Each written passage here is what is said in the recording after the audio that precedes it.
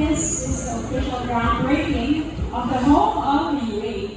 More than 20,000 po yung audiences. Ano po ba yung mga priority din na sports yung sinabi na nito?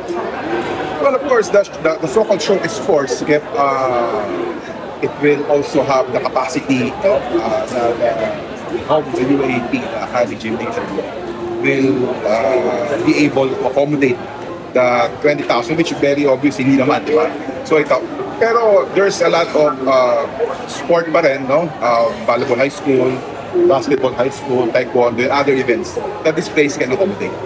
So we're seeing po, to clarify na po, we're seeing na high school sports po muna yung makikita natin here or? Not necessarily, no? Maybe other sports, other basketball events, no? Or volleyball events, no? May also happen in college here in this gymnasium. Looking forward na po, ano po nakikita natin progression din po dito with the home of the UAE na ano po future plans din, any expansion plans din with every na? Well, for now, it's up to the BMT to really plan how can the UAP can fully maximize this location, this place. Speaking of ano din po, location din po, no?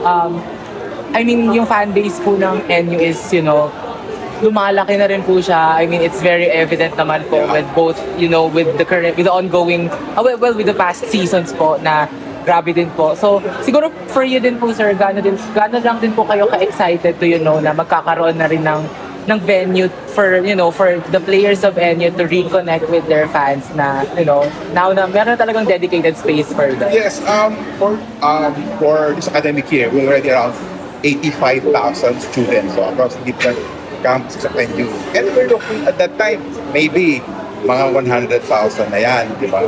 So, we will have a base support coming from the students.